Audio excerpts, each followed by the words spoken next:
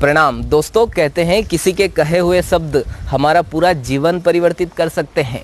इसी बात को लेकर आज हम इस वीडियो में बात करने वाले हैं डाकू रत्नाकर की, जो कि लोगों को लूटपाट करके अपने परिवार का पालन पोषण करता था और किस प्रकार आगे चलकर महर्षि वाल्मीकि जी के नाम से प्रसिद्ध होते हैं और महाकाव्य रामायण जिसमें 24,000 श्लोक हैं की रचना करते हैं। तो आइए वीडियो शुरू करते हैं। यदि वीडियो पसंद आए तो लाइक ज़रूर कीजिएगा और अपने दोस्तों तक ज़रूर पहुंचाइएगा। दोस्तों, एक बार डाकू रत्नाकर नाम का एक डाकू घने जंगल में जाकर छिप जाता था और जो भी राहगीर वहाँ से गुजरता था उसे लूटकर घर वालों का पालन पोषण करता था। एक दिन निर्जन वन में नारद मुनि वहाँ से गुजर रहे थे और डाकू रत्नाकर छिपकर बैठा हुआ था। जैसे ही डाकू रत्नाकर के कानों में आवाज़ पड़ती है नारायण नारायण, तो डाकू रत्नाकर चौकन्ना हो जाता है और तुरंत नारद मुनि जी को लूटने के लिए आगे आता है।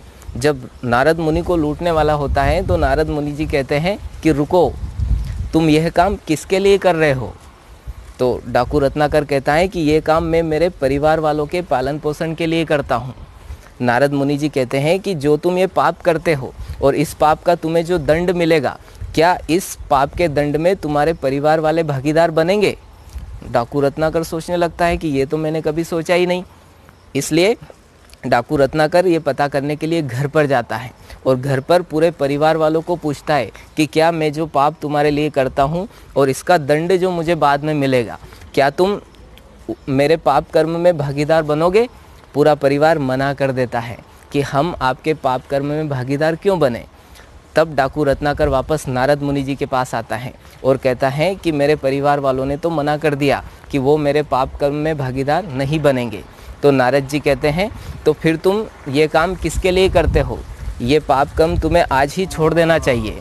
ये बात सुनकर डाकू रत्नाकर के मन में वैराग्य उत्पन्न हो जाता है और वो नारद मुनि जी से कहता है कि मेरे उद्धार के लिए कुछ बताइए। नारद मुनि जी कहते हैं कि तुम राम नाम का जप करो और कठोर तपस्या करो, तुम्हारा उद्धार जरूर हो जाएगा।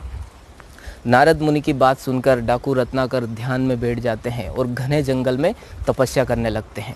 इतनी कठोर तपस्या करते हैं कि चींटियाँ उनके ऊपर अपना घर यानी बांबी, जिसको बोलते हैं ना, बांबी बना लेती है, पूरा ढक लेती है। और इसी बांबी की वजह से ही इनका नाम वाल्मीकि पड़ता है। और यही वाल्मीकि जी आगे चल के कालांतर में महाकाव्य, जिसको रामायण के नाम से प्रसिद्ध है, उसकी रचना करते हैं, जिसमें 24,000 श्लोक हैं। तो दोस्तों, कहते हैं किसी के कहे हुए शब्द हमारा पूरा जीवन परिवर्तित कर सकते हैं। कहते हैं ब्रह्मा जी के कहने पर वाल्मीकि जी ने रामायण की रचना की थी। जैसा कि आप सब जानते हैं, क्रोंच नाम के एक पक्षी को एक शिकारी घायल कर देता है और उसके घायल होने पर जो मादा पक्षी क्रोंच जो रहते हैं वो भी अपने प्राण त्याग देती हैं। ये सब देखकर महर्षि वाल्मीकि जी को गुस्सा आता है और वो जो शिकारी रहता है उसको श्राप देते हैं।